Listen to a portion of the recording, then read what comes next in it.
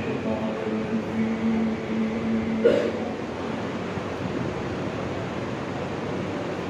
بسم الله الرحمن الرحيم.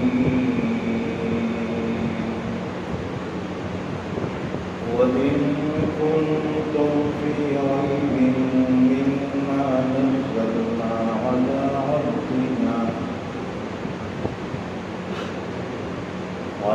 عبدنا فأتوا بسورة من مثله وادعوا شهداءكم من دون الله إن كنتم صادقين فإن لم تفعلوا ولم تفعلوا فاتقوا النار التي وقودها الناس والحجارة أعدت للكافرين.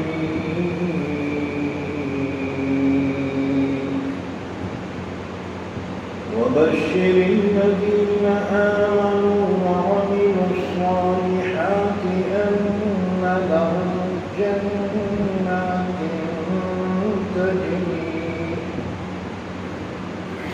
تجري من تحتها الأنهار كلما رزقوا منها من ثمرة رزقا قالوا هذا الذي رزقنا من قبل وأتوا به متشابها ولهم فيها أزواج مطهرة وهم فيها خالدون. إن الله لا يستحيي أن يضرب مثلا ما بعوضة فما فوقها فأما الذين آمنوا فيعلمون أنه الحق من ربهم وأما الذين كفروا فيقولون ماذا أراد الله بهذا مثلا يضل به كثيرا ويهدي به كثيرا وما يضل به إلا الفاسقين الذين ينقضون عهد الله من بعد ميثاقه ويقطعون ما أمر الله به أن يوصل ويفسدون في الأرض أولئك هم الخاسرون. كيف تكفرون بالله وكنتم أمواتا فأحياكم ثم يميتكم ثم يحييكم ثم إليه ترجعون. هو الذي خلق لكم ما في الأرض جميعا ثم استوى إلى السماء فسواهن سبع سماوات وهو بكل شيء عليم. وإذ قال ربك للملائكة إني جاعل في الأرض خليفة قالوا وتجعل فيها من يفسد فيها ويسفك الدماء ونحن نسبح بحمدك ونقدس لك قال إني أعلم ما لا تعلمون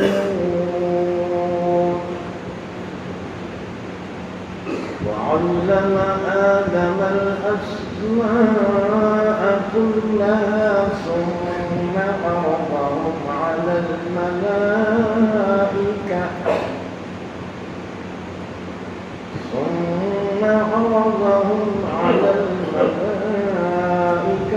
فقال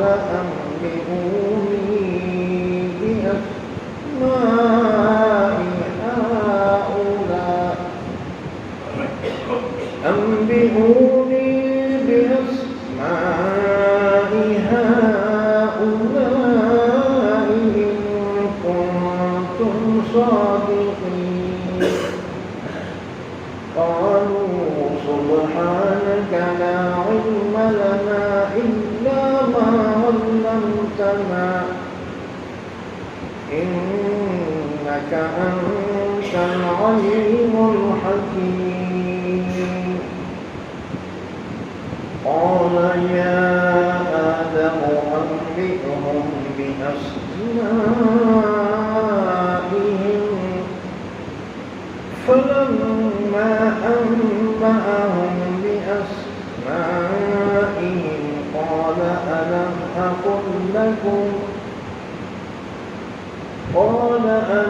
أقل لكم إني أعلم غيب السماوات والأرض وأعلم ما تبدون وما كنتم تكتمون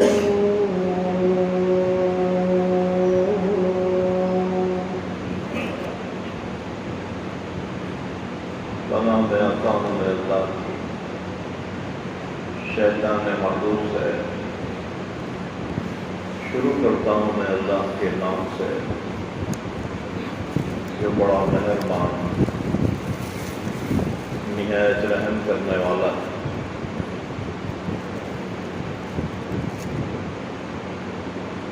وَإِن كُنتُمْ فِي رَيْبٍ مِّمَّا نَزَّلْنَا عَلَىٰ عَبْدِنَا اور اگر تم شک میں ہو اس کے بارے میں جو ہم نے نازل کیا ہے اپنے بندے محمد صلی اللہ علیہ وسلم پر تو پھر لے آؤ تو تم کوئی صورت اس جیسی اور بلا لو اپنے معبودوں کو اللہ کے علاوہ اگر تم سچے ہو. پھر اگر تم نہ کر سکو اور ہرگز نہ کر سکو گے تو بچو اس آگ سے جس کا ایندھن انسان اور پتھر ہیں جو تیار کی گئی ہے کافروں کے لیے. اور خوشخبری دیجیے آپ اے نبی صلی اللہ علیہ وسلم ان لوگوں کو جو ایمان لائے اور نیک عمل کیے اس بات کی کہ ان کے لیے ایسی جنتیں ہیں جن کے نیچے نہریں جاری ہیں. جب جب بھی وہ رزق دیے جائیں گے اس میں سے پھل کا رزق تو کہیں گے یہ تو وہی ہے جس کا ہمیں رزق دیا جا چکا اس سے پہلے, اور دیے بھی جائیں گے وہ پھل ملتے جلتے, اور ان کے لیے جنتوں میں پاکیزہ بیویاں ہیں اور وہ جنتوں میں ہمیشہ رہیں گے. بے شک اللہ اس بات سے حیا نہیں کرتا کہ بیان کرے کوئی مثال مچھر کی یا اس سے بھی حقیر چیز کی. بس بہرحال جو ایمان والے ہیں وہ تو جانتے ہیں کہ وہی برحق ہے ان کے رب کی جانب سے، اور بہرحال جو کافر ہیں وہ تو کہیں گے ہی کہ کیا ارادہ کیا ہے اللہ نے اس جیسی مثال سے۔ تو اللہ گمراہ کرتا ہے اس کے ذریعے بہت سوں کو، اور ہدایت دیتا ہے اس کے ذریعے بہت سوں کو، اور نہیں گمراہ کرتا اس کے ذریعے مگر نافرمانوں کو، جو توڑ دیتے ہیں اللہ کے عہد کو اس کے پختہ کرنے کے بعد، اور توڑ دیتے ہیں ان رشتوں کو جس کے جوڑے جانے کا اللہ نے حکم دیا ہے، اور فساد مچاتے ہیں سرزمین میں، وہی لوگ نقصان اٹھانے والے۔ تم کیوں کر انکار کر سکتے ہو اللہ کا، حالانکہ تم بے جان تھے، تو اسی نے تمہیں زندہ کیا، پھر وہ تمہیں موت دے گا، پھر وہ تمہیں دوبارہ زندہ کرے گا، پھر تم اسی کی جانب لوٹائے جاؤ گے۔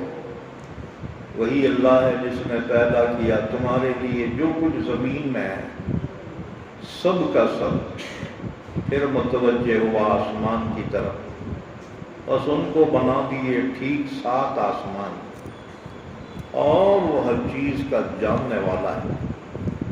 اور وہ وقت یاد کرو جبکہ کہا آپ کے رب نے فرشتوں سے، بے شک میں بنانے والا ہوں سرزمین میں ایک نائب ہے۔ تو فرشتوں نے کہا کیا آپ ایسوں کو سرزمین میں نائب بناتے ہیں جو فساد مچائیں گے اس میں اور خون بہائیں گے؟ حالانکہ ہم تسبیح بیان کرتے ہیں آپ کی تعریف کے ساتھ، اور آپ کی بزرگی بیان کرتے ہیں۔ تو اللہ نے فرمایا بے شک میں جانتا ہوں جو تم نہیں جانتے۔ اور سکھائے اللہ نے آدم کو تمام چیزوں کے نام، پھر ان کو پیش کیا فرشتوں کے سامنے، پھر فرمایا تم بتاؤ مجھ کو ان چیزوں کے نام اگر تم سچے ہو۔ تو فرشتوں نے کہا پاک ہے آپ کی ذات، ہمیں تو بس اسی کا علم ہے جو آپ نے ہمیں سکھایا ہے، بے شک آپ ہی جاننے والے حکمت والے ہیں۔ اللہ نے فرمایا اے آدم تو بتا ان کو ان چیزوں کے نام۔ پھر جب بتا دیا آدم نے ان کو ان چیزوں کے نام، تو اللہ نے فرمایا کیا میں نے تم سے نہیں کہا تھا کہ بے شک میں جانتا ہوں آسمان و زمین کے غیب کی باتوں کو، اور میں جانتا ہوں جس کو تم ظاہر کر رہے ہو اور جس کو تم چھپا رہے ہو۔ یہ سورہ بقرہ ہے، پارہ نمبر 1۔ آج سورہ بقرہ کی آیت نمبر 23 سے لے کر آیت نمبر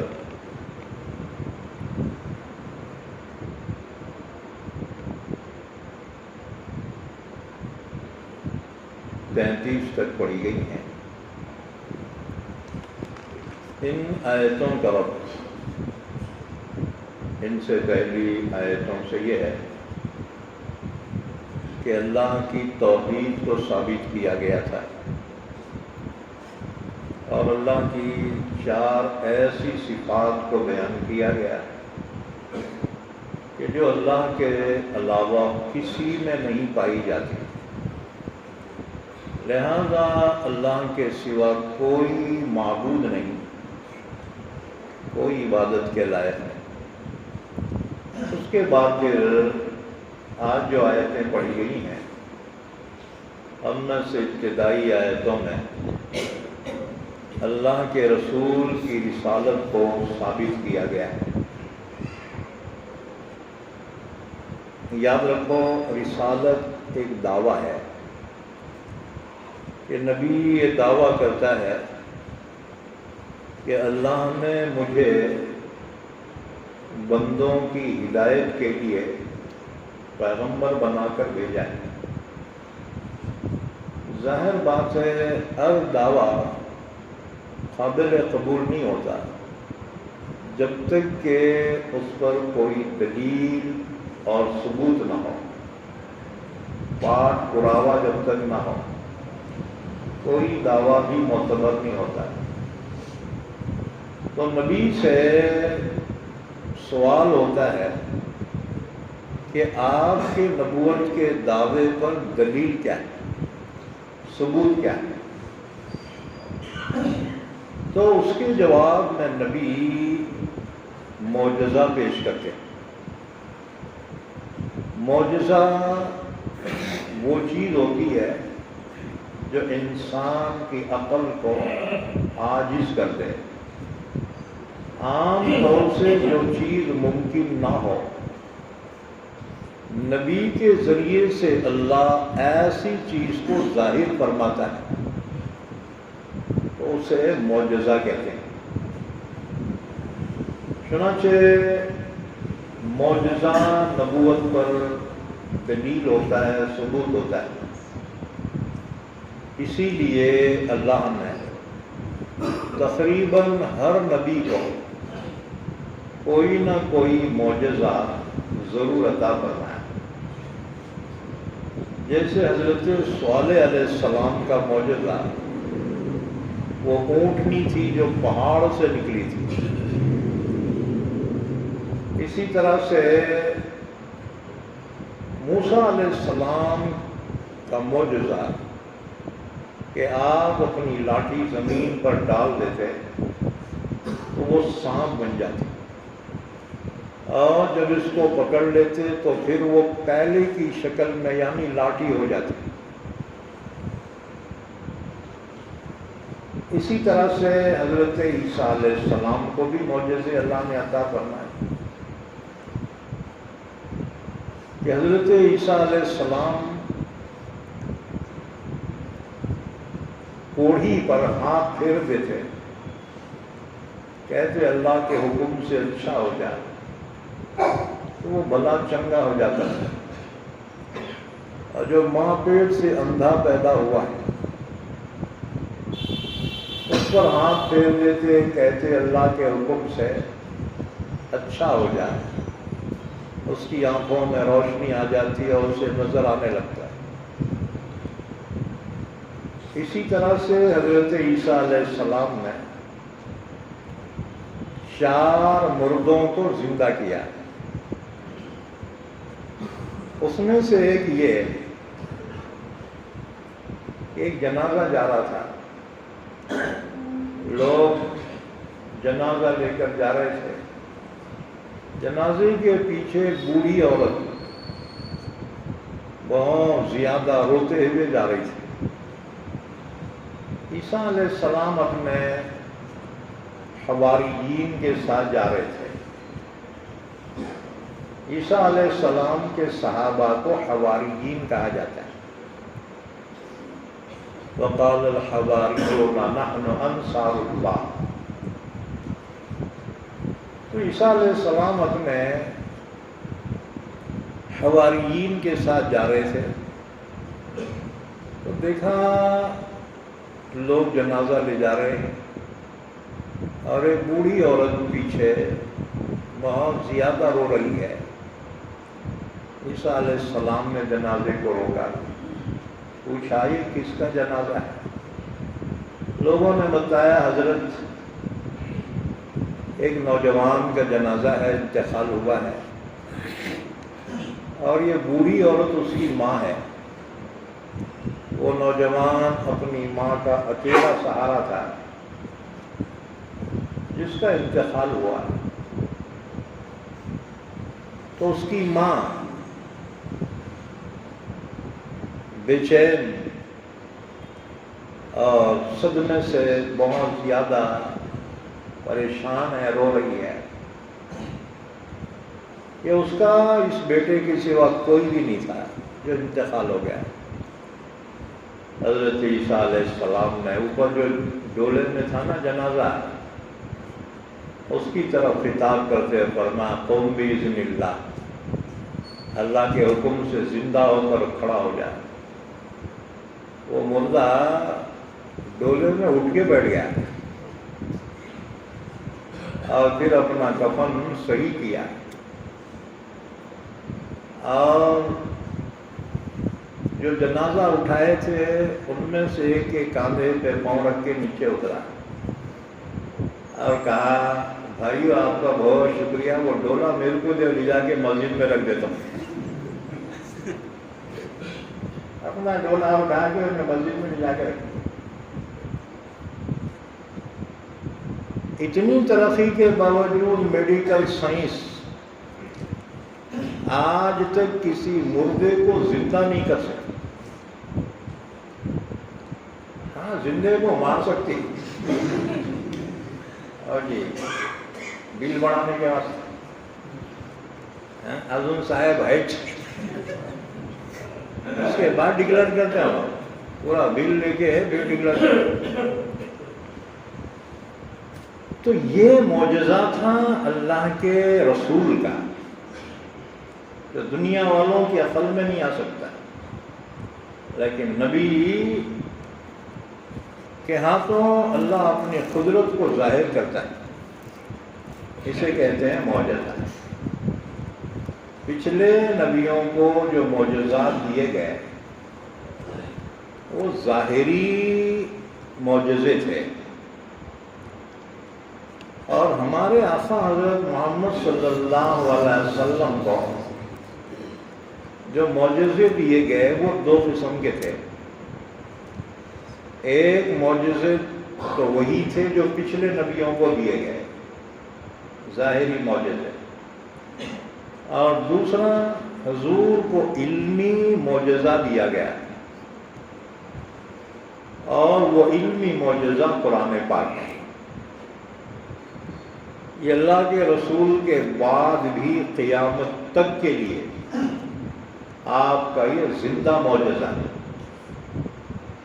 کہ قرآن نے اس زمانے کے عربوں کو چیلنج دیا کہ اگر قرآن کے کلام اللہ ہونے میں تمہیں شک ہے اور تم یہ کہتے ہو یہ اللہ کا کلام نہیں ہے، محمد صلی اللہ علیہ وسلم کا ہے، تو آپ بھی عرب ہیں، تم بھی عرب ہو، تم بنا کر لاؤ ایسا کوئی قرآن اگر اپنے دعوے میں سچے ہو۔ یہ چیلنج اس زمانے کے عربوں کو تھا اور اس زمانے کی پوری دنیا کو تھا۔ وہی چیلنج آج بھی ہے۔ ایک ادنا مسلمان پوری دنیا کو چیلنج دے سکتا ہے کہ ایسا قرآن تم بنا کر لاؤ اگر تم اپنے دعوے میں سچے ہو، اور قیامت تک کے لیے یہ ایک چیلنج ہے تمام قوموں کو اور تمام دنیا کو چیلنج ہے۔ تو یہ اللہ کے رسول صلی اللہ علیہ وسلم کا زندہ جاوید معجزہ ہے۔ آپ صلی اللہ علیہ وسلم کو دو طرح کے معجزے دیے گئے، ایک تو ظاہری معجزے جو سارے نبیوں کو دیے گئے، آپ کو بھی دیے گئے، اور دوسرے علمی معجزہ وہ قرآن کریم۔ یاد رکھو نبی دنیا سے تشریف لے جاتے ہیں تو ان کا معجزہ بھی ان کے ساتھ ختم ہو جاتا ہے،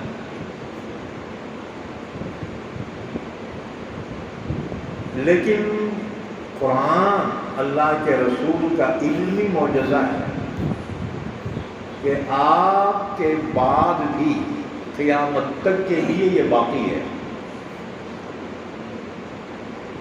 رسول اللہ صلی اللہ علیہ وسلم کو دو قسم کے معجزے دیے گئے۔ ظاہری معجزے حضور کے ساتھ رخصت ہو گئے، لیکن یہ قرآن جو علمی معجزہ ہے وہ آج بھی ہے اور قیامت تک رہے گا۔ حضور کے ظاہری معجزوں کی تعداد سینکڑوں میں ہے۔ پچھلے نبیوں کو کسی کو ایک معجزہ، کسی کو 2، کسی کو 4، کسی کو 9 معجزے دیے گئے۔ حضرت موسیٰ علیہ السلام کو 9 معجزے اللہ نے دیے۔ قرآن میں کہا 9 آیات بینات، 9 کہتے ہیں 9۔ موسیٰ علیہ السلام کو 9 معجزے دیے گئے، عیسیٰ علیہ السلام کو 5 معجزے دیے گئے، اور ہمارے آقا کو سینکڑوں معجزے دیے گئے۔ ان میں سے کچھ معجزے ہم بیان کر رہے ہیں۔ ایک معجزہ تو آپ کا یہ ہے جس کا ذکر اللہ نے سورہ قمر میں فرمایا۔ سورہ قمر 27ویں پارے کی سورت ہے، سورہ رحمان سے پہلے ہے۔ اس میں حضور کے معجزے کو بیان کیا۔ اقتربت الساعۃ وانشق القمر، قیامت قریب آ گئی اور چاند کے ٹکڑے ہو گئے۔ رسول اللہ صلی اللہ علیہ وسلم، چاندنی رات ہے، آپ صلی اللہ علیہ وسلم تشریف فرمائیں تو مکے کے کافروں کے بڑے بڑے سردار، جس میں ابو جہل وغیرہ بھی ہے، تو حضور کے پاس آئے اور کہنے لگے اگر آپ سچے رسول ہیں تو کوئی معجزہ ہمیں بتائیے۔ اللہ کے رسول نے شام کی طرف اشارہ فرمایا، اپنی شہادت کی انگلی سے شام کی طرف اشارہ کیا، شام 2 ٹکڑے ہو گئے اور کوئی یہ نہ سمجھے کہ نظر بندی ہو گئی ہے۔ باضابطہ دونوں ٹکڑے دور ہوتے چلے گئے۔ ایک ٹکڑا جبل ابو قبیس کے اس جانب چلا گیا، دوسرا دوسری جانب چلا گیا۔ اللہ کے رسول فرما رہے تھے اشہدو اشہدو، لوگوں دیکھو، گواہ رہو، شام کے ٹکڑے ہو گئے۔ تم سمجھتے شام کوئی چھوٹا سا برتن تھوڑی ہے، شام کتنا بڑا ہے؟ جتنی بڑی زمین ہے نا مشرق سے مغرب تک، اس کا آدھا حصہ زمین کا اتنا بڑا چاند ہے۔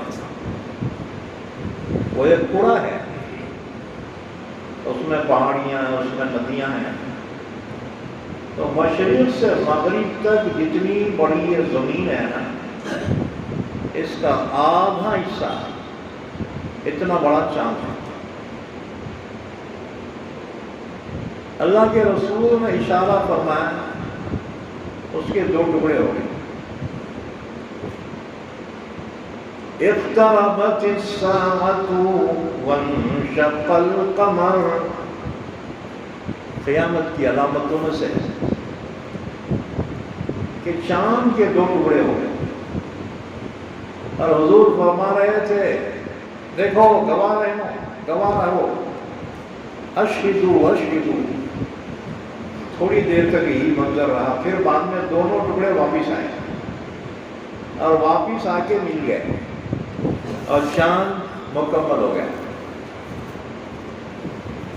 اللہ کے رسول نے فرمایا اب تو ایمان لاؤ۔ کہنے لگے تم نے تو ہماری نظروں پہ جادو کر دیا، ویسا ہوا نہیں جیسے حقیقت ہے۔ کہنے لگے اچھا ٹھیک ہے، ہمارے قافلے تجارت کے لیے گئے ہوئے ہیں ملکوں میں، ان کے آنے کا انتظار کریں گے۔ بھئی یہ واقعہ تو پوری دنیا میں نظر آیا ہوگا، لہذا ہمارے قافلے جب واپس آ جائیں ہم ان سے پوچھیں گے، اگر انہوں نے بھی گواہی دی تو ہم ایمان لائیں۔ حضور نے فرمایا یوں ہی صحیح۔ جب قافلے باہر سے مکے میں آئے تو یہ اسلام کے دشمن سرداران قریش دوڑ کر ان کے پاس پہنچے، کہا کہ بھائی کیا کسی رات تم نے کوئی عجیب واقعہ دیکھا ہے؟ تو ہر قافلے والے نے کہا ہاں، فلاں رات ہم نے چاند کے 2 ٹکڑے دیکھے، چاند کے 2 ٹکڑے۔ حضور نے فرمایا اب تو ایمان لاؤ۔ کہنے لگے محمد تمہارا جادو تو پوری دنیا پہ چل گیا ہے، ھذا سحر مستمر۔ نہیں ماننا تھا، ہاں جی۔ اسی لیے دیکھو اللہ طلب والوں کو ہدایت دیتا ہے، اور جو ضدی ہر دھرم ہے اللہ بھی انہیں ہدایت نہیں دیتا۔ تو یہ حضور کا معجزہ تھا، جو چیز عقل میں نہ آئے اور نبی سے صادر ہو اس کو معجزہ کہتے ہیں۔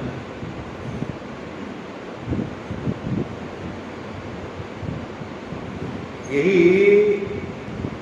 سورہ قمر کی تفسیر کر رہا تھا میں ایک مقام پر، تو بعد میں ایک صاحب ملے، بڑے صاحب،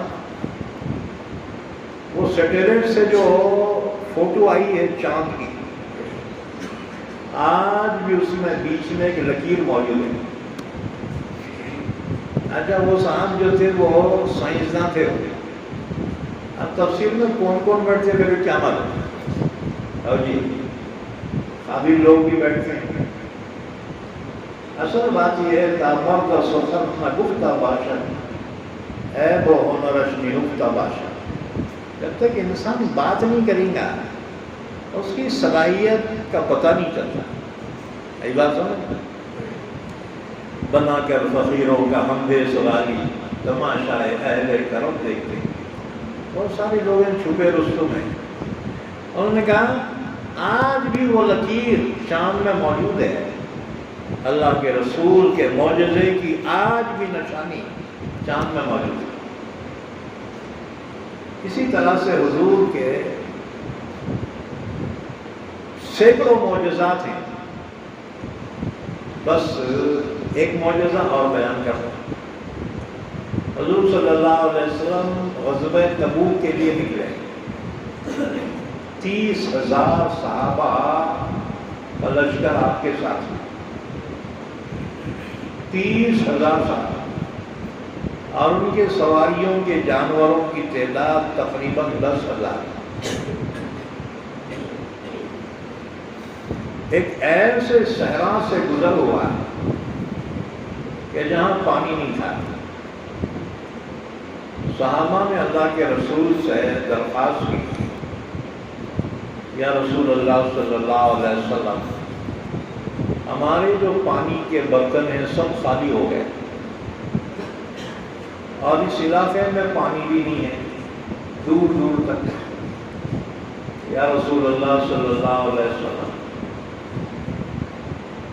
پانی کی شدید ضرورت ہے، پینے کے لیے بھی پانی نہیں۔ اللہ کے رسول نے فرمایا ایک پیالہ لاؤ، بڑا سا کٹورا۔ آپ نے فرمایا پانی کے جو برتن ہیں نا وہ پانی کے برتن لاؤ۔ برتن میں پانی ختم ہوا تو بھی 2-3 قطرے تو رہتے چنا جی، حضور نے فرمایا اس میں اس کو اڈیل دو، قطرہ قطرہ کر کے تھوڑا پانی جمع ہو گیا۔ اللہ کے رسول صلی اللہ علیہ وسلم نے اپنے دونوں ہاتھ اس کٹورے کے پانی میں رکھی۔ صحابہ فرماتے ہیں حیرت کی بات تھی، حضور کی انگلیوں سے پانی کے فوارے جاری ہو گئے، جیسے بورنگ سے پانی نکلتا نا جی، حضور کی انگلیاں مبارک سے پانی جاری ہو گیا۔ اب تمہاری اصل مانتی کیا ہے؟ جو تمہاری عقل میں نہ آئے اور نبی سے شادی ہو، اسی کو معجزہ کہتے ہیں۔ یہ حضور کا معجزہ تھا۔ پانی بس نکلتا ہی جا رہا تھا، یہاں تک کہ تمام صحابہ نے پانی پیا اور اپنے جانوروں کو پانی پلایا۔ 10,000 جانور کیا کم پانی پیتا کیا جی؟ ہے جی؟ اور اونٹ تو 8 دن کا اسٹاک کر لیتا ہے، 8 دن کا، اس کے پیٹ میں ٹاکی رہتی، پورا فل کر لیتا ہے، اس کے بعد 8 دن پانی نہیں دیے تو ابھی انہیں زندہ رہتا ہے، کیونکہ اندر سے ہلو چوستے رہتا انہیں۔ اس لیے عرب صحراؤں میں جب سفر کرتے تھے ریگستان میں اور پانی ختم ہو جاتا تھا تو اونٹ کو ذبح کر کے اندر سے پانی نکالتے تھے۔ تم بولیں گے مکسنگ ہوگی، نہیں، فلٹر ہوتا تھا وہ، قدرتی فلٹر۔ تو 10,000 پیاسے جانوروں نے پیٹ بھر کر پانی پیا اور 30,000 صحابہ نے فل پیٹ بھر کر پانی پیا اور اپنے اپنے پانی کے برتن مشکیزیں انہوں نے بھر لیے اور پانی تھا حضور کی انگلیوں سے بس نکل ہی رہا تھا۔ جب سارے سیراب ہو گئے اور پانی کے سارے برتن بھر لیے، تب اللہ کے نبی نے اپنی انگلیاں مبارک جب اس پیالے سے باہر نکالی تو پانی رک گیا۔ انسان کی عقل میں نہیں آتی یہ بات کہ کیا ایسا ہو سکتا ہے جو ہماری عقل میں نہ آئے۔ وہ نبی سے شادی ہو، اسی کو معجزہ کہتے ہیں۔ 40,000 جانداروں نے پانی پیا، کوئی معمولی بات نہیں تھی۔ اس طرح سے بے شمار معجزات ظاہری اللہ کے رسول سے ظاہر ہوئے۔ ایک روایت سنا، یہ روایت علامہ جلال الدین سیوطی رحمۃ اللہ علیہ نے بیان کی ہے۔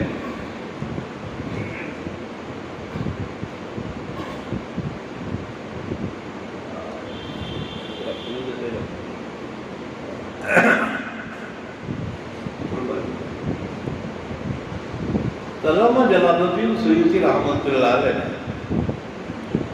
خصائص کبریٰ میں روایت بیان کی ہے۔ حضرت ابو سعید خدری رضی اللہ تعالیٰ عنہ فرماتے ہیں،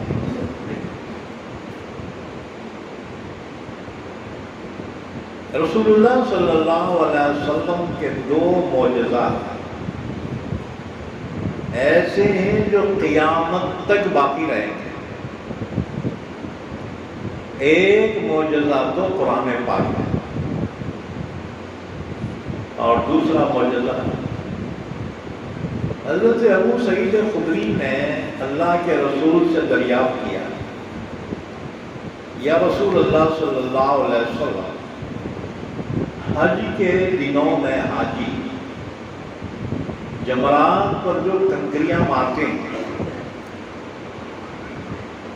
جسے شیطان بولتے ہیں نا، وہاں شیطان رہتا نہیں، وہ علامتیں ہیں، یادگار ہیں۔ 3 مقام پہ حضرت ابراہیم علیہ السلام کو قربانی سے روکا تھا تو جبرائیل نے حکم دیا تھا یہ شیطان ہے، اس کو کنکریاں مارو۔ ہر حاجی کو حج کے ایام میں کم سے کم 70 کنکریاں مارنی پڑتی، 70 کنکریاں۔ 10ویں یہ 9ویں ذی الحجہ تو حج ہو جاتا ہے، 10ویں ذی الحجہ کو صرف بڑے شیطان کو 7 کنکریاں، اور اس کے بعد 3 دن ہر شیطان کو 7 اور شیطان 3 ہیں، تو 7 دیا 21 ایک دن کے، اور 3 دن کے 21 دیا 63، اور پہلے دن کے 7، ٹوٹل 70۔ ایک حاجی کو تقریباً 70 کنکریاں مارنی ہوتی،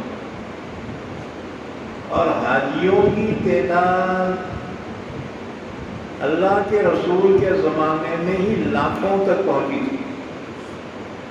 اللہ کے رسول نے جب حج فرمایا تو آپ کے ساتھ تقریباً 1,40,000 صحابہ تھے جو حج کر رہے تھے۔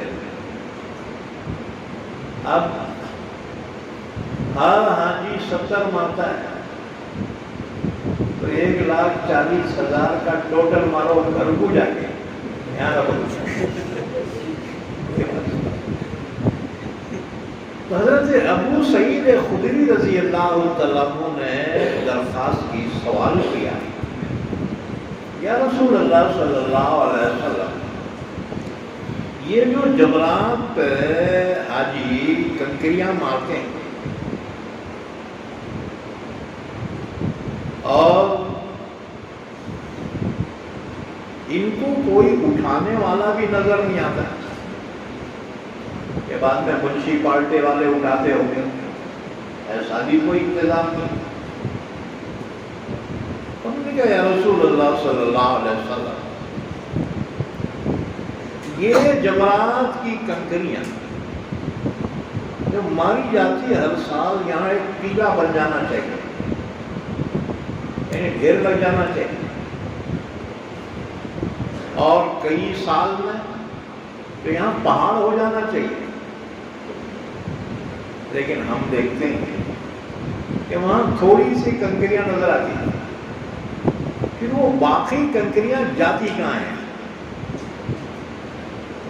اٹھاتے ہوئے کوئی نظر تو نہیں آتا۔ تو رسول اللہ صلی اللہ علیہ وسلم نے فرمایا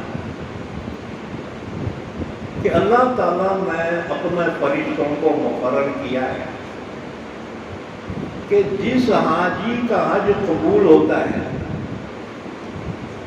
فرشتے اس کی کنکریاں اٹھا کر لے جاتے ہیں، اور وہاں جو کنکریاں پڑی رہتی ہے ان بد نصیبوں کی جن کا حج قبول نہ ہوا،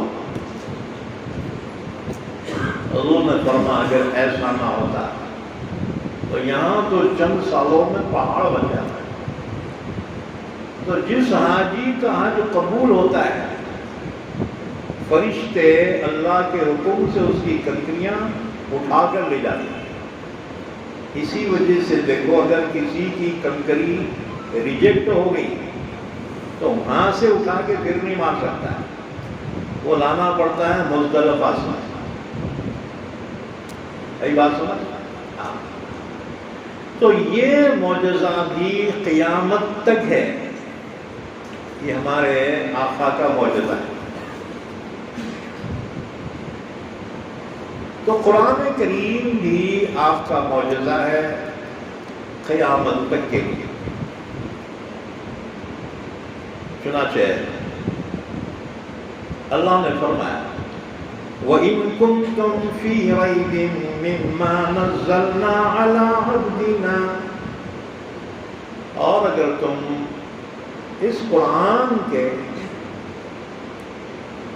کلام اللہ ہونے کے بارے میں شک میں ہو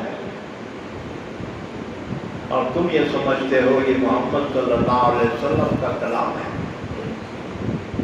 تو محمد صلی اللہ علیہ وسلم عرب ہیں، تم بھی تو عرب ہو، اور تم جو ہے قادر الکلام ہو، عربی تمہاری مادری زبان ہے، تمہیں اپنی زبان پہ بڑا ناز ہے، تو پھر تم ایسا کلام بنا کر لاؤ۔ شروع میں جو چیلنج دیا گیا نا وہ چیلنج تھا پوری کتاب ایسی بنا کر لاؤ، لیکن ارباں پٹک لیے نہیں لا سکے. تو اللہ نے چیلنج کم کیا. شروع میں چیلنج تھا فَأْتُوا بِكِتَابٍ مِّنْ عِنْدِ اللَّهِ.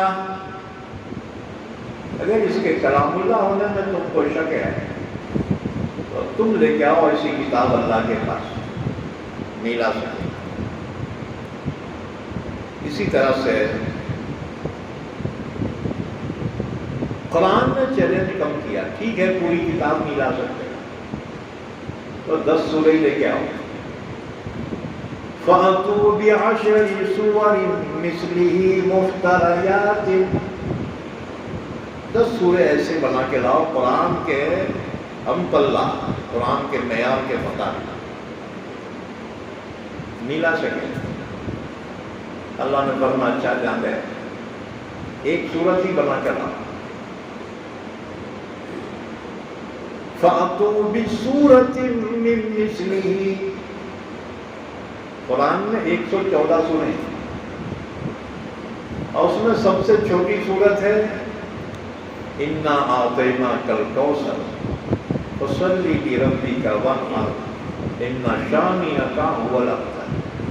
3 سطریں ہیں، 3 جملے ہیں. قرآن نے کہا تم اس معیار کے 3 جملے ہی بنا کر لاؤ. الفاظ بھی فصیح بلیغ ہوں اور اس کے معنی بھی اعلیٰ درجے کے ہوں. لیکن قرآن نے کہا اگر تمہارے سے نہیں ہو سکتا تو اپنے ٹھاکروں کو بلاؤ مدد کے واسطے. وَادْعُوا شُهَدَاءَكُم مِّن دُونِ اللَّهِ. اللہ کے علاوہ جس کو مدد کے لیے بلا سکتے ہو، پورے انسانوں کو، پورے جنات، پورے شیاطین،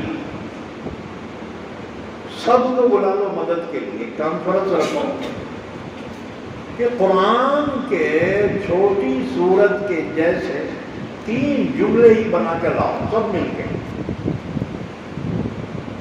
ان کنتم صادقین. اگر تم اپنے دعوے میں سچے ہو نا تو پھر بنا کے لاؤ.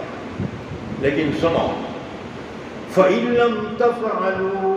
اگر تم نہیں کر سکے وَلَن تَفْعَلُوا. اور ہرگز نہیں کر سکو گے. یہ ہے چیلنج کے الفاظ اور یہ الفاظ میں بہت قوت ہے. وَلَن تَفْعَلُوا. ہرگز نہیں کر سکو گے، کبھی بھی نہیں کر سکو گے، فیوچر میں بھی نہیں. عربی میں نئی کے واسطے کئی الفاظ ہیں. اور عربی میں ماں کے معنی نہیں، لا کے معنی نہیں، لیسا کے معنی نہیں، اسی طرح لم کے معنی نہیں، اسی طرح لم کے معنی نہیں. اب اتنے الفاظ ہیں نہیں کے واسطے، اس میں سے خاص چنا اللہ نے لم تفعلوا. اس وجہ سے اس میں بڑی طاقت ہے کہ اب تو نہیں لا سکتے اور کبھی بھی نہیں لا سکو گے. یہ بہت بڑی بات ہے. یہ ہو سکتا ہے کوئی قابل پیدا ہو گے آئندہ، اللہ نے فرمایا کبھی بھی نہیں لا سکتا. اور یہ قرآن کا زندہ معجزہ ہے، آج تک کوئی نہیں لایا. بلکہ اسلام کے دشمنوں نے تو کوششیں کی. سائنس کا دور ہے، یہ ٹیکنالوجی کا دور ہے، کمپیوٹر کا دور ہے. اسلام دشمنوں نے قرآن میں فالٹ نکالنے کی کوشش کی. کوئی نہ کوئی فالٹ مل جانا ہے تاکہ ہم اسلام کو جھوٹا بتا سکیں. کوشش کی، لیکن فالٹ تو کیا نکلتا ہے؟ وہ نکالنے والا خود اسلام کی جھولی میں آ گیا. حال ہی میں تم سنے ہوں گے، پڑھے ہوں گے امریکہ کا سب سے بڑا پادری راہب ہیلیرین ہیگی 20 سال سے قرآن کا مطالعہ کر رہا تھا، سے اس میں کوئی فالٹ نکالنا۔ مسلمانوں کو ناز ہے نا قرآن پہ، اس میں کچھ فالٹ نکالو۔ 20 سال سے اس میں کوئی نہیں، اور اسلام کے خلاف بیان دیتا تھا۔ اتنا بڑا پادری تھا وہ، اتنا بڑا مذہبی رہنما کہ اس کی لکھی ہوئی کتابیں چرچوں میں پڑھی جاتی ہیں۔ آپ بتاؤ، اور پورے دنیا عیسائیت کو اس پہ ناز تھا، اتنا بڑا عالم تھا وہ۔ جی کیتھولک پادری، کیتھولک مذہب کا سب سے بڑا پادری۔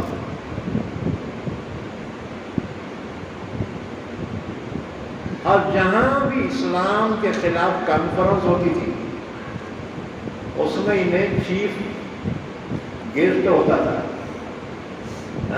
مکھیہ اتھیتھی۔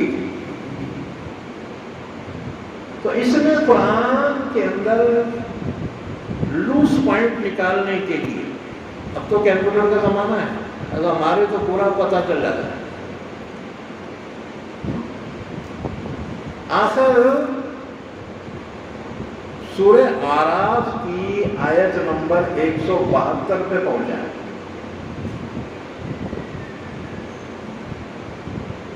اور اس آیت کو جب اس نے غور کیا، پڑھا، تو اس کی ضمیر اور اس کے دل نے کہا کہ حق تو یہی ہے۔ بلکہ اسی وقت اس نے اپنے مسلمان ہونے کا اعلان کیا۔ لوگ بولے تلوار سے اسلام پھیلا، تلوار کی کیا ضرورت ہے؟ اسلام کو طلب کے ساتھ جو پڑھو گے نا تو اسلام ضرور قبول کرو گا۔ اسلام کو کوئی دلیل ثبوت کی ضرورت نہیں ہے، کوئی طاقت کی ضرورت نہیں ہے، اسلام خود حق ہے، اور حق کو کسی سہارے کی ضرورت نہیں ہوتی۔ تو اس سب سے بڑے امریکی فادر نے اپنے اسلام کا اعلان کیا۔ اس سے پوچھا گیا کہ تمہیں کیسا محسوس ہو رہا ہے؟ اس نے کہا مجھے ایسا لگا کہ میں اپنے گھر واپس آ گیا۔ یہ ہے گھر واپسی۔ لوگ گھر کو بھرا دیے، بڑے ادھر آؤ ہمارے گھر میں، ابے بھرے والے میں ہم کو آتے رہے واپس۔ تو اس نے کہا مجھے ایسا لگا کہ میں اپنے گھر واپس آ گیا، یہ تو میری ضمیر کی آواز ہے۔ اور اسی پہ رکا نہیں، اس نے صاف اعلان کر دیا پوری دنیا کی میڈیا کے سامنے، اور اپنا نام بدل کر سعید عبداللطیف رکھا۔ ایک بات سمجھ، پتہ نہیں اس کے اس اسلام کی وجہ سے کتنے ہزاروں عیسائی مسلمان ہو گئے ہوں گے۔ بہرحال یہ قرآن پاک کا زندہ معجزہ ہے، بات سمجھ میں۔ اچھا میں اور نام نہیں لیتا، ایسے واقعات روز ہو رہے ہیں۔ جو جتنی شدید مخالفت کرے گا نا اتنا وہ جلدی اسلام کے جھولی میں گرے گا، کیونکہ علم کی انتہا حق تک پہنچتی ہے، اور حق صرف قرآن ہے۔ جہالت نے لوگوں کو حق تک پہنچنے نہیں دیا، وہ جہالت میں یہاں پیر مار رہے ہیں، اور جہالت انہیں مخالفت پر آمادہ کرے۔ جب جہالت علم تک پہنچے گی، اور علم کی انتہا حق ہے، اور حق وہی قرآن پاک۔ اس لیے لوگ جو مخالفت اسلام کی کر رہے ہیں نا، وہ صرف جہالت کی وجہ سے، انجانے ہونے کی وجہ سے۔ جب وہ علم حاصل کریں گے اور ان کا علم جب انتہا کو پہنچے گا، وہ انتہائی اسلام ہے۔ یہ قرآن ہر زمانے کے لیے موجود ہے، امریکہ کی ایک بہت بڑی گائکا تھی، اس نے اس شوق میں قرآن کریم پڑھنا شروع کیا، اللہ نے پیاری آواز دی تھی، اس میں اسلام اور قرآن میں کشش محسوس ہوئی اور اس نے اسلام کا اعلان کیا، اور اس نے جو قرآن کی قرات کی ہے، سبحان اللہ، بڑے سے بڑا قاری بھی ایسا قرآن نہیں پڑھ سکتا ویسے قرآن پڑھ رہے ہیں، یہ بات سمجھ۔ اسی طرح سے وہ نام تو مجھے صحیح یاد نہیں، سشما سین، اس نے بھی بڑا پیارا قرآن پڑھا۔ تو قرآن کریم آج بھی امریکہ اور یورپ کے لیے دلوں کے سکون اور تسلی بنا ہوا ہے۔ آج اللہ نے ان کو سب دیا لیکن سکون نہیں ہے، سکون کی تلاش میں۔ تو جو مسلم داعی ہیں، مبلغین ہیں، وہ ان کو قرآن کے کیسٹ دے رہے ہیں، یہ سنو، تو وہ سمجھ رہے یہ کوئی گانا ہے، جب سنتے ہیں قرآن تو ان کو سکون ہوتا ہے، پھر تحقیق کرتی ہے کیا چیز، تو پتہ چلا یہ وہی قرآن ہے کہ محمد رسول اللہ صلی اللہ علیہ وسلم سے نازل ہوا اور جو مسلمانوں کا دین و اسلام اور ایمان ہے، تو پھر وہ شوق سے اسلام کو قبول کرتے جائیں۔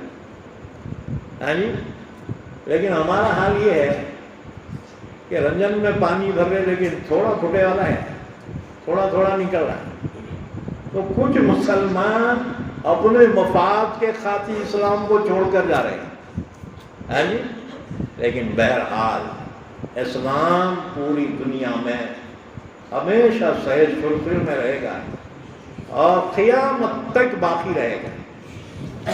پوری دنیا کی طاقت مل کے بھی اسلام کو نقصان نہیں پہنچا سکتی۔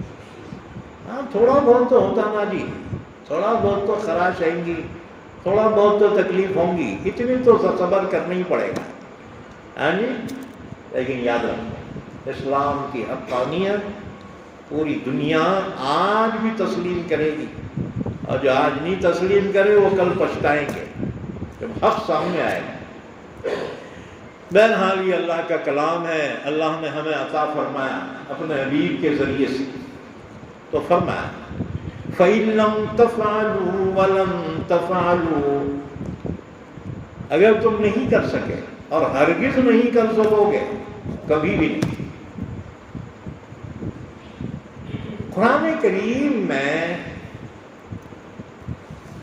کچھ ایسی خصوصیات ہیں جو کسی اور کتاب میں نہیں، 10 ایسی خصوصیات قرآن کریم میں کہ جو کسی اور کتاب میں نہیں، اس میں سے صرف ایک بیان کروں گا۔ قرآن میں میگنیٹ ہے، دلوں کے لیے کشش ہے قرآن کریم میں۔ یہی وجہ ہے کہ رسول اللہ صلی اللہ علیہ وسلم کی دین میں مخالفت کرنے والے کٹر کافر مکے کے اندر 3 بڑے سردار، ابو جہل، ابو سفیان اور اخنس بن شریح۔ اللہ کے رسول صلی اللہ علیہ وسلم مکے میں رات میں صحن کعبہ کے اندر کھڑے ہو گئے تہجد کی نماز میں قرآن پڑھتے تھے۔ رات کا سناٹا ہوتا تھا، مکے کی اطراف میں پہاڑیاں، اللہ کے رسول جو قرآن پڑھتے تھے۔ ایک قاری سے اگر قرآن سنیں تو ہمیں بڑا لطف آتا ہے، اندازہ لگا حضور صلی اللہ علیہ وسلم کی قرات کا کہ جن پہ نازل ہوا وہ قرآن پڑھتے ہوں گے تو کیا اس کی تاثیر ہوگی۔ اللہ کے رسول کی بلند آواز سے قرآن پڑھنا، اطراف میں قرآن کی پیاری آواز گونجتی تھی، تو 3 سردار کافروں کے قرآن شریف سننے کے لیے چھپتے چھپاتے ہوئے کونے کانے میں آ کر کھڑے ہوتے تھے۔ قرآن سننے میں بڑا لطف آتا تھا، جیسے تمہیں مشاعرے میں لطف آتا دیکھو، کیونکہ انہوں اردو میں بولتے نا جی، تم تو اچھل جاتے ہاں جی، واہ واہ۔ تو ظاہر بات ہے قرآن کریم عربی زبان میں ہے اور عربوں کی زبان عربی ہے، ان کو قرآن کی وہ فصاحت و بلاغت سے واقفیت ہے، تو ان کو مزہ آتا تھا قرآن کے سننے میں۔ تو دن میں کٹر کافروں کے سردار، لیکن قرآن کو سننے کی کشش، رات میں چھپتے چھپاتے ہوئے وہ آ گیا، حرم کے کونے کانے میں کھڑے ہو جاتے تھے، رات بھر قرآن سنتے۔ اللہ کے رسول جب تہجد کی نماز سے فارغ ہوتے ہیں صبح کے وقت، تو یہ واپس ہو جاتے تھے۔ ایک دوسرے کے بارے میں خبر نہیں تھی، لیکن ایک دن اتفاق ایسا ہوا، تینوں ایک چورستے پہ ملے، ایک دوسرے کہاں سے آ رہے؟ بولا تم کہاں سے آ رہے؟ آخر راز فاش ہو گیا کہ محمد صلی اللہ علیہ وسلم سے قرآن سن کے آ رہے ہیں۔ آپس میں کہنے لگے تم قوم کے سردار ہو، دن میں تو ان کی مخالفت کرتے ہو اور رات میں ان کا قرآن سننے آتے ہو، اگر قوم کو پتہ چلے گا تو ساری قوم مسلمان ہو جائے گی، لہذا خبردار کل سے کوئی بھی نہیں آئے گا۔ اب وعدے قسمیں کھا لیے۔ دوسری رات جب آئی، قرآن کی کشش نے انہیں پھر بے چین کر دیا، اور ہر ایک یہ سوچ کر بستر سے اٹھا کہ آج وہ دونوں تو نہیں آ رہے، میں جا رہا۔ اس طرح ہر ایک چھپتے چھپاتے ہوئے پھر پہنچا، رات بھر قرآن کو سنا۔ صبح جب واپس ہونے لگے، اتفاقاً پھر چورستے پہ مل گئے، اور آئے کیا دیکھو تم قوم کے سردار ہو، دن میں تو محمد صلی اللہ علیہ وسلم کی مخالفت کرتے ہو اور رات میں چھپ کے ان کا قرآن سنتے ہو، قوم کو پتہ چلے گا تو پھر اچھی بات نہیں ہوگی، لہذا کل سے وعدہ کرو کوئی نہیں آئے گا۔ بہت پکے وعدے قسمیں کھا لیے کہ کل سے کوئی نہیں آئے گا۔ پھر جب رات آئی تو ہر ایک اپنے بستر سے یہ سوچ کے اٹھا وہ دونوں تو نہیں آ رہے، میں اکیلے ہی جا رہا ہوں۔ پھر رات بھر قرآن سنتے رہے۔ جب صبح ہو گئی، واپسی جب ہو رہی ہے، چورستے پہ پھر ملے، ارے ہو رہی کیا؟ پھر کہنے لگے اب تو پکی قسمیں کھاؤ لات منات عزا بتوں کی کہ کل کوئی نہیں آئے گا۔ بہرحال پکی قسمیں کھائی، اس کے بعد پھر کوئی نہیں آیا۔ اخنس بن شریح یہ بڈھا لاٹھی پٹکتا ہوا ابو جہل اور ابو سفیان کی گھر کی طرف نکلا۔ ابو سفیان کے گھر میں گیا اور کہا دیکھ رہے ابو سفیان، اب یہاں تو اور میں دونوں چیز، تیسرا کوئی نہیں ہے، دل کی بات بتا، محمد جو کلام پیش کرتے ہیں اس کے بارے میں کیا خیال ہے؟ ابو سفیان نے کہا کہ حقیقت یہ ہے کہ ان کی بہت سی باتیں تو سمجھ میں آتی ہیں، لیکن بعض باتیں سمجھ میں نہیں آتی۔ کون سی سمجھ میں نہیں آتی تھی؟ قرآن نے جو بتوں کے خلاف میں بیان کیا ہے، قرآن نے کہا یہ تو اتنے حقیر ہیں کہ ایک مکھی بھی بیٹھ جائے تو اڑا نہیں سکتے، نہ چل سکتے ہیں، نہ پھر سکتے ہیں، نہ بول سکتے ہیں، نہ دیکھ سکتے ہیں۔ یہ تو مکھی مچھر سے بھی زیادہ حقیر ہے کہ مکھی مچھر اپنے ارادے سے تو اڑ سکتے ہیں، اور یہ بت اتنے لاچار ہیں اپنی جگہ سے حرکت بھی نہیں کر سکتے، بھلا یہ معبود کیسے ہو سکتے ہیں؟ تو ابو سفیان نے کہا ایسے کچھ باتیں سمجھ میں نہیں آ رہی، باقی سب سمجھ میں آ رہا۔ اخنس بن شریح نے کہا میرا بھی اسی خیال ہے۔ پھر وہاں سے ابو جہل کے گھر پہنچا، اس سے کہا ابو الحکم ایک بات بتا، محمد جو کلام پیش کر رہے ہیں اس کے بارے میں کیا خیال ہے؟ ابو جہل نے کہا دیکھ رہے بھائی، بات یہ ہے کہ ہمارے اور ان کے خاندان کی پہلے سے ٹسل چل رہی ہے،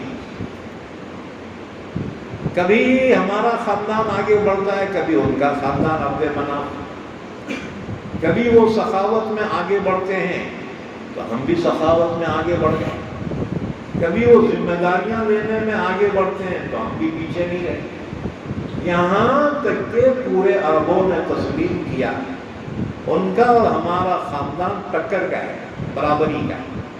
لیکن اب کچھ دنوں سے ان کے خاندان سے آواز اٹھی کہ ہم نے پیغمبر پیدا ہوئے تو ہم پیغمبر کہاں سے لانا ہے، لہذا ہم تو مخالفت کریں گے۔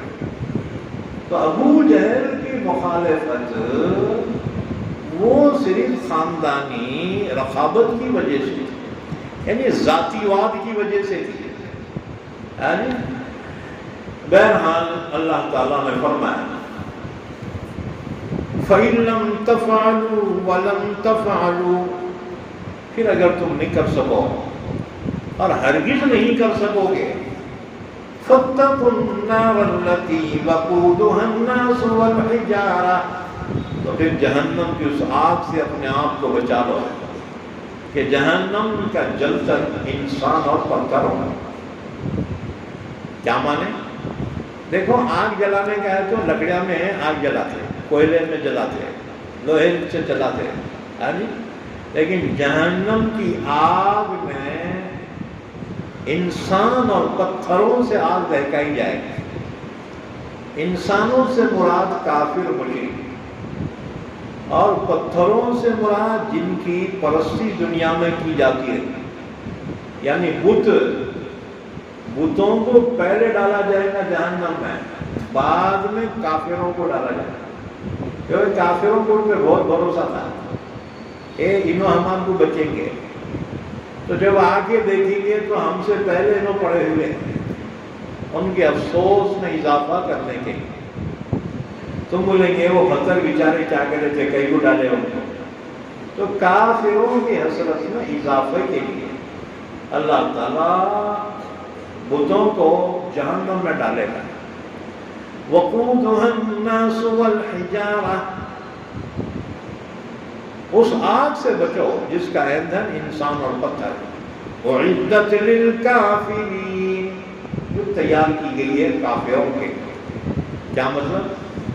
جہنم کا اصل عذاب تو کافروں کے لیے، رہ گئے گنہگار مسلمان تو اپنے گناہوں کی سزا کے بقدر ان کو جہنم میں ڈالا جائے تاکہ ان کے جو گناہ ہے اس سے وہ پاک ہو جائیں، اس کے بعد پھر جنت میں داخل کیے جائیں۔ یہ تو نافرمانوں کے لیے سزا کا بیان تھا، آگے فرما برداروں کے لیے خوشخبری بیان کی جائے۔ وَبَشِّرِ الَّذِينَ آمَنُوا وَعَمِلُوا الصَّالِحَاتِ، اور خوشخبری دیجیے آپ اے نبی صلی اللہ علیہ وسلم ان لوگوں کو جو ایمان لائے ہیں اور نیک عمل کیے، أَنَّ لَهُمْ جَنَّاتٍ تَجْرِي مِن تَحْتِهَا الْأَنْهَارُ، کہ ان کے لیے ایسی جنتیں ہیں جن کے نیچے نہریں جاری ہیں، ان جنتوں میں نہریں جاری ہیں۔ یاد رکھو جنت کی 7 کیٹیگری ہیں، جنت کے 7 درجات ہیں۔ نمبر 1 جنت الفردوس، نمبر 2 جنت نعیم، نمبر 3 جنت مأوا، اور اسی طرح سے دار الخلد، دار السلام، علیون، اور ایک اور جنت ہے، جنت عدن۔ یہ 7 قسم کی جنتیں کیٹیگری ہیں۔ جنت الفردوس، جنت ماوا، جنت نعیم، جنت عدن، دار الخلد، دار السلام، علیون۔ حضور نے فرمایا جب بھی تم اللہ سے جنت مانگو تو جنت الفردوس کی دعا مانگو۔ جنت الفردوس سب سے اعلیٰ ترین جنت ہے کہ اس کی چھت اللہ کا عرش ہے، یعنی اللہ کے عرش کے نیچے، اور جنت کی ساری نہریں جنت الفردوس سے نکلتی۔ جنت الفردوس اعلیٰ ترین جنت ہے۔ یہ 7 کیٹیگری کی جنتیں، اور جنت میں 4 قسم کی نہریں ہیں۔ ایک صاف شفاف پانی کی نہر، نمبر 2 خالص دودھ کی نہر، نمبر 3 خالص شہد کی نہر، اور نمبر 4 پاکیزہ شراب کی نہر۔ وہاں کی شراب دنیا کی دماغ خراب نہیں ہوگی، ہاں جی، بلکہ وہاں کی شراب پاکیزہ ہوگی۔ جب جنتی جنت کی پاکیزہ شراب پئیں گے تو ان کی روح کہے گی سلسبیلا، پوچھ اللہ تک پہنچنے کا راستہ۔ ان کے درجات بلند ہوں گے۔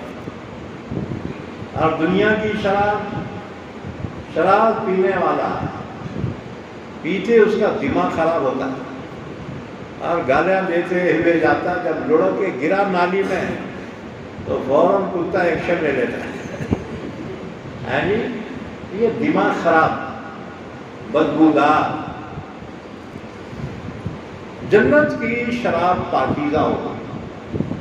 وَسَقَاهُمْ رَبُّهُمْ شَرَابًا طَهُورًا، اور ان کا رب انہیں پاکیزہ شراب پلائے گا۔ یہ 4 قسم کی نہریں ہیں جنت میں۔ وَبَشِّرِ الَّذِينَ آمَنُوا وَعَمِلُوا الصَّالِحَاتِ، جنت میں داخلے کے لیے 2 شرطیں بیان ہیں، ایک ایمان اور دوسرے نیک عمل۔ أَنَّ لَهُمْ جَنَّاتٍ تَجْرِي مِن تَحْتِهَا الْأَنْهَارُ، کہ ان کے لیے ایسی جنتیں کہ جن کے دامن میں نہریں جاری ہیں۔ كُلَّمَا رُزِقُوا مِنْهَا مِن ثَمَرَةٍ رِزْقًا، فرشتے وہاں پھل پیش کریں گے جنتیوں۔ دیکھو رسول اللہ صلی اللہ علیہ وسلم سے عبداللہ ابن سلام نے پوچھا کہ بتائیے جنتیوں کا سب سے پہلا کھانا کیا ہوگا؟ ہاں جی، کوئی بھی مہمان آئے تو پہلے کیا پیش کرتے؟ پہلے کچھ تو بھی فروٹ پیش کرتے۔ اب ہمارے علاقے میں چائے، ہاں جی، نہ، جنت میں چائے نہیں ہوگی۔ جنت میں جو ڈش ہوں گی 2 قسم کی، ایک پرندوں کا گوشت اور دوسرے فروٹ، ہاں جی، یہ تمہاری بریانی ڈنگر کی نہیں ہوگی، وہاں اعلیٰ ترین لوگوں کی اعلیٰ پسند ہوتی ہے۔ تو جنتیوں کو جنت میں پھل دیے جائیں گے، ہر قسم کے پھل جنت میں ہوں گے، اور پرندوں کا گوشت۔ ایک پرندہ خوبصورت اڑ رہا ہوگا، جنتی دیکھ کر کہے گا کاش کہ یہ میری غذا ہوتا ہے۔ اسی وقت وہ پرندہ 65 بن کے گر جائے گا۔ اب جنتی اسے کھانا شروع کرے گا، کھاتے کھاتے آدھا کھا لیں گا، بولیں گا بس اب پیٹ بھر گیا ہے، تو بس اس کے ساتھ ہی پرندہ پھر زندہ ہو کے اڑ جائے گا، کیونکہ وہاں موت نہیں ہے۔ جنتی جنت میں ہمیشہ نعمتوں میں ہوں گے، کبھی موت نہیں آئے گی۔ جہنمی جہنم میں ہمیشہ رہیں گے، کبھی موت نہیں آئے گی۔ رسول اللہ صلی اللہ علیہ وسلم نے فرمایا جب جنتی جنت میں داخل ہوں گے، جہنمی جہنم میں، تو ایک مینڈا لایا جائے گا۔ فرشتہ جنتیوں اور جہنمیوں کو بتا کے اعلان کرے گا، جانتے ہو یہ کیا ہے؟ وہ کہیں گے کہ تو مینڈا ہے۔ کہا جائے گا نا، یہ موت ہے۔ مینڈے کی شکل میں اسے لایا جائے گا، کہا جائے گا کہ یہ ہر خوشی اور ہر غم کا خاتمہ تھی، لیکن آج اس کو بھی، موت کو بھی موت دی جائے گی۔ تو جب اس کو ذبح کر دیا جائے گا، فرشتہ کہے گا جنتیوں اب جنت میں ہمیشہ رہو گے، کبھی موت نہیں آئے گی۔ جہنمیوں اب جہنم میں ہمیشہ رہو گے، کبھی موت نہیں آئے گی۔ تو فرمایا کلما رزقوا منها من ثمرات رزقا، جب ان کو پہلا کھانا کیا پیش کیا جائے گا؟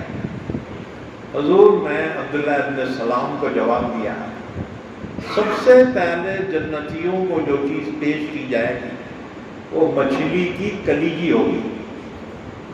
مچھلی کی کلیجی فرائی کر کے ان کو پیش کی جائے گی، یہ ریفریشمنٹ ہوگا۔ اس کے بعد پھر جو کھانا چاہے جنتی، پھل ہیں اور کوئی دیکھو گوشت ہے۔ تو شروع میں مہمان نوازی ہوگی نا، تو فرشتے پھل پیش کریں گے، تو جنتی پھل کھائیں گے، کہیں گے اور ایک دو، تو ویسی اور ایک دیں گے۔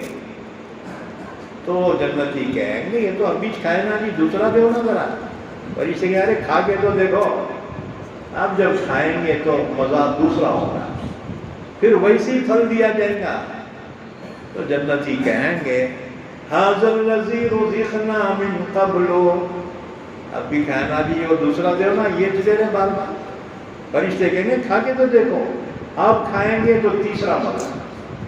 ایک ایک پھل میں 70 مزے ہوں گے، اور اللہ تعالیٰ وہاں پر ادنا سے ادنا جنتی کو 70 حوریں عطا فرمائے گا۔ ادنا سے ادنا، تم بولیں گے دنیا میں ایک ہی ناک میں دم کر کے مقصد، اور 70 کو سنبھالنا کیسا؟ اللہ اتنی کیپیسٹی عطا فرمائے گا۔ ای بات سمجھ میں؟ حضرت ام سلمہ رضی اللہ عنہا نے اللہ کے رسول سے فرمایا، رسول اللہ صلی اللہ علیہ وسلم جب جنت میں حوریں اتنے خوبصورت ہوں گی پھر ہمارا کیسا ہونا؟ حضور نے فرمایا جو نیک بیوی ہوگی جنت میں داخل ہوگی تو وہ حوروں کی سردارہ ہوگی، اللہ اسے حوروں سے زیادہ حسن عطا فرمائے گا۔ تو فرمایا کلما رزقوا منها من ثمرۃ رزقا۔ اچھا لوگ سوال کرتے ہیں مردوں کو اتنی عورتیں ملیں گے، عورتوں کو کیا ملے گا؟ عورتوں کو ان کا شوہر ملے گا۔ یہ بات سمجھ میں؟ ہاں جی، اب بعض اسلام دشمن لوگ اگو باتیں کرتے ہیں جب مردوں کو اتنے ملے تو عورتوں کو کتنے ملنا؟ بے حیا عورت اپنے شوہر کے سوا کسی پر نظر نہیں ڈالتا۔ باحیا عورت اپنے شوہر کے سوا کسی پہ نظر نہیں ڈالتی۔ جنت میں بے حیا عورتیں داخل نہیں ہوں گی، وہاں تو حیادار نیک عورتیں داخل ہوں گی، اپنے شوہر سے وہ راضی ہو جائیں گے۔ دنیا میں جس کا نکاح نہیں ہوا وہ بہت سارے جو ہے نا کنوارے لڑکے کنوارے لڑکیاں بغیر شادی کے چل جاتے، ان کا سہرا ان کے ڈولے کو لگتا ہے، اتنے دیر مکو کرو نوجوانوں شادیاں میں جلدی کرو۔ ہاں جی، اصل میں بچیاں جو رکی ہوئی ہے نا یہ لڑکوں کے ماں باپ کی وجہ سے رکی ہوئی ہیں۔ یہ لڑکوں کے ماں باپ اپنے بچوں کو اتنی عمر ہونے کے باوجود ان کی شادیاں نہیں کر رہے، نہیں ہمارا بچہ چھوٹا چاہے. ارے بچہ بوڑھا ہوا تو ماں باپ کے لیے بچہ چاہے. یاد رکھو جب عمر ہو جائے حضور نے فرمایا اپنے بچوں کے نکاح جلدی کرو، ورنہ اگر گناہ کی طرف قدم اٹھیں گے تو اس کا عذاب وہ ماں باپ کو بھی ہوگا جو ان کی تاخیر نکاح کا سبب بنے ہوئے. اس لیے اپنی اولاد کا نکاح جلدی کرو. بے نکاحی نہ رکھو اپنی اولاد کو. اور آج کل تو زمانہ موبائل کا ہے، کب بگڑے گا نہیں معلوم. ہاں جی ہم انتظار کر رہے ہیں، انہیں تحفہ لے کے آیا تو پھر کیا کر لیتے ہیں. ہاں جی سلام کر میرے اماں بابا ہیں، ہاں جی یہ بہو ہے تمہاری. انتظار مت کرو. نوجوان بچوں کے نکاح جلدی کرو کہ ان کے قدم غلط جانب نہ اڑ جائیں. خصوصاً اس زمانے میں اپنے بچیوں کی شادیاں جلدی کرو. ہاں جی اعلیٰ معیار کے لیے بچیوں کی عمریں نہ بڑھاؤ. یہ بات سمجھ میں. بہرحال فرمایا کلما رزقوا منها من ثمرة رزقا، جب بھی وہاں جنت میں پھلوں کی روزی دی جائے گی، قالوا هذا الذي رزقنا من قبل، جنتی کہیں گے تو ابھی دیے نا جی اور ڈبل دے رہے کیا. وَأُتُوا بِهِ مُتَشَابِهًا، اور پھل بھی ان کو ایک جیسے ملتے جلتے دیے جائیں گے. وَلَهُمْ، اچھا وہاں جو ہے نا جو پھل ہے شارٹیج نہیں ہوگا. دنیا میں شارٹیج ہوتا نا جی، انگور کا سیزن چڑھا تھا انگور ختم ہو گئے. اور جی اب جو ہے ہر ایک موسم کا ایک سیزن ہوتا ہے، سیزن ختم ہوا پھل ختم ہو جاتا. جنت میں کبھی سیزن ختم نہیں ہوں گے. اور جنت میں اللہ نے فرمایا لا مقطوعۃ ولا ممنوعۃ، وہاں شارٹیج بھی نہیں ہوگا، کوئی روکے گا بھی نہیں. ہے جی حضور فرماتے ہیں جنتی پھل جیسی توڑے گا، ہے جی کٹ بول کے توڑا، چھٹ بول کے دوسرا لگ گیا. اچھا دنیا میں جو پھل رہتے نا اوپر رہتے سینڈے کو رہتے، لیکن جنت میں پیندے سے رہیں گے. ہاں جی لا مقطوعۃ ولا ممنوعۃ، اور پھل چھوٹے چھوٹے نہیں ہوں گے، بڑے بڑے ہوں گے. حدیث پاک میں ہے وہ کیلا کتنا رہے گا معلوم ہے، اور 12 ہاتھ لمبا رہے گا. تو مجھے موسم اتنا بڑا کھانا جیسا کیا تمہارے منہ کے چوڑی کے جیسے تھوڑی رہیں گے. حضور فرماتے ہیں جنتی حضرت آدم علیہ السلام کے قد کے برابر ہوگا.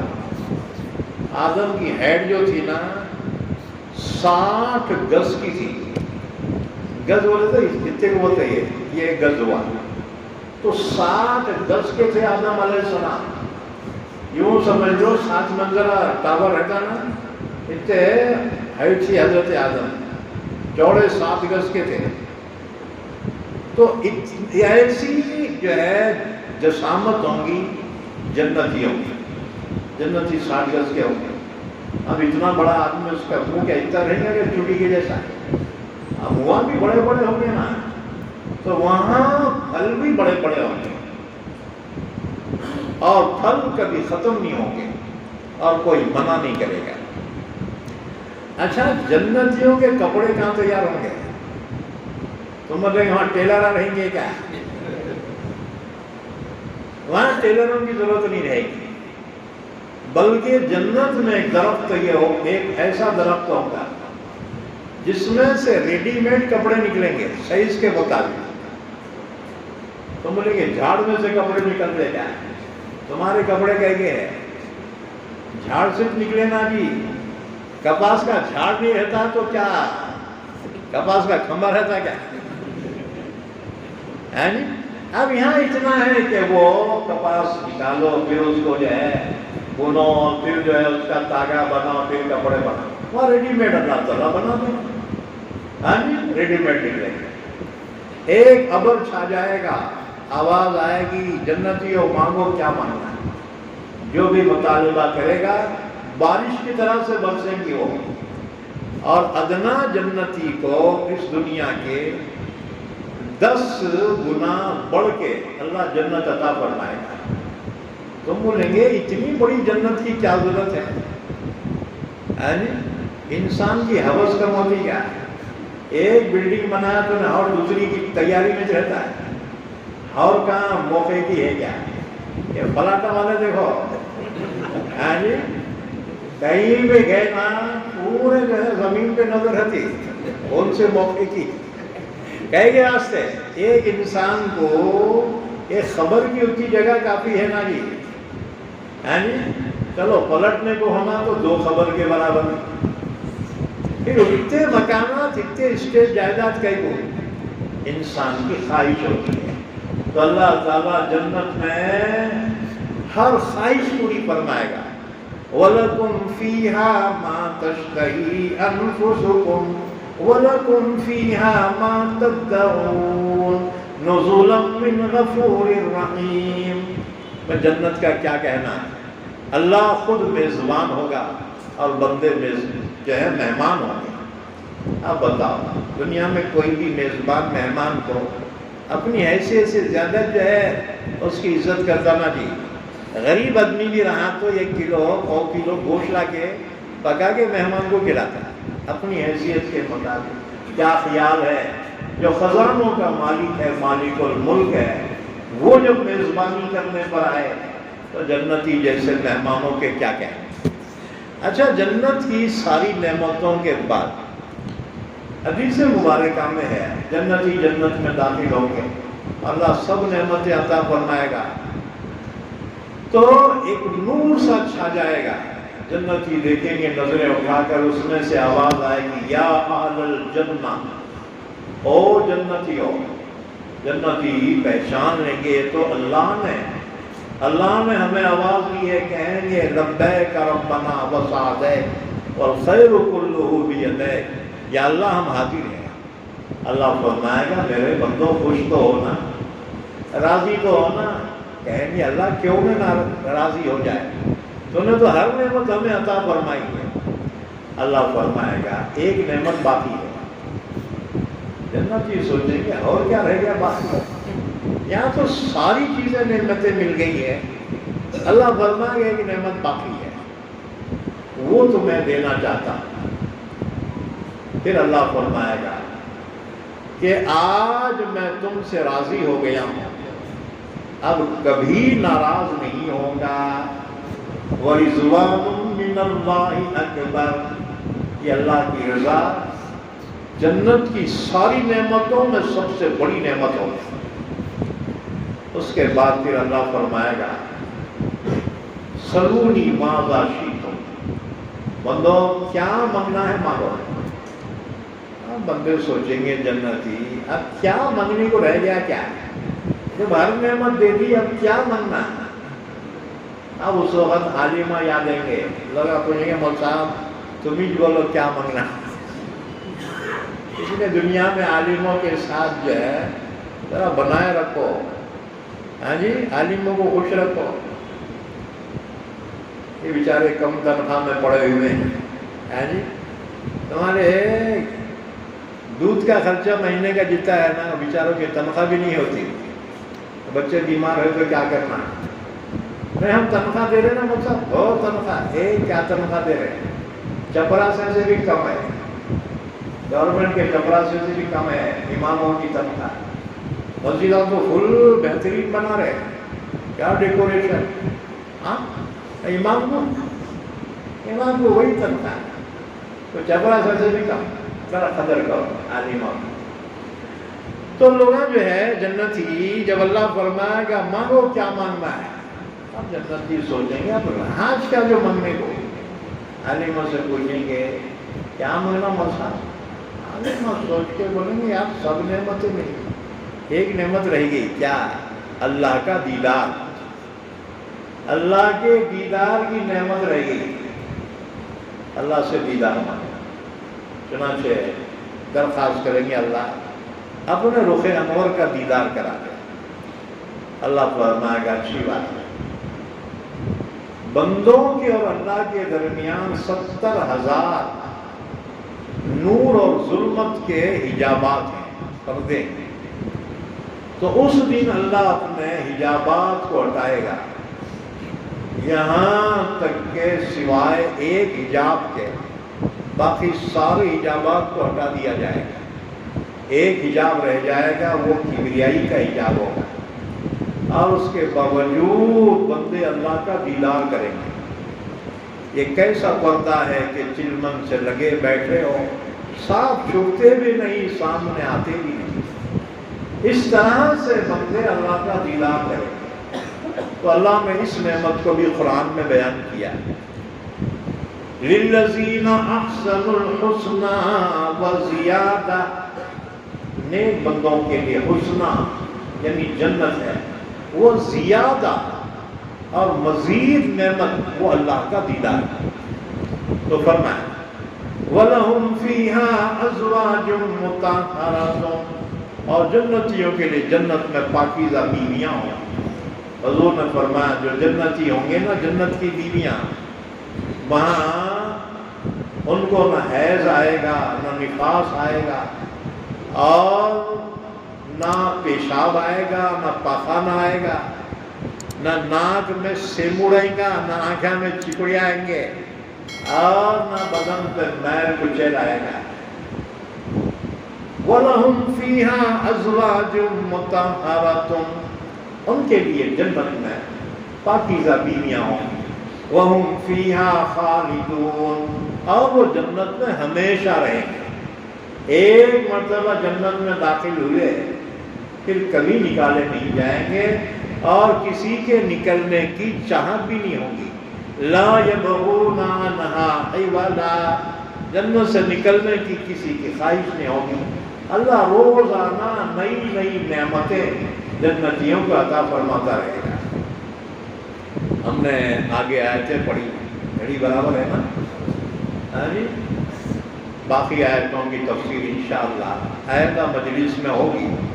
اللہ سے دعا ہے اللہ ہم سب کو قرآن کریم سمجھ کر عمل کرنے کی توفیق عطا فرمائے۔ درود شریف پڑھ لیں، دعا کرو۔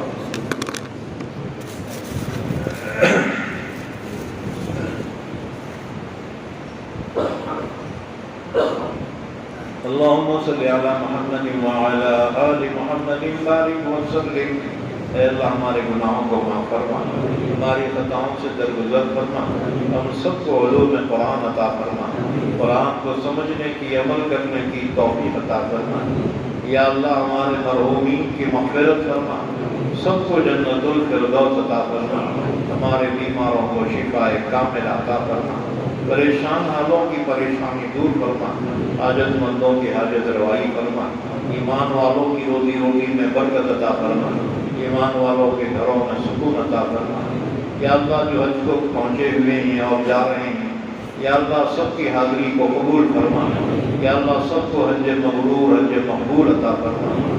اے اللہ حاضرین مجلس کو بھی حج کی توفیق عطا فرما، بار بار حرمین شریفین کے حاضری نصیب فرما، جب تک زندہ رکھ ہم تمام کو اسلام کو زندہ رکھ، اور خاتمہ ایمان پر فرما۔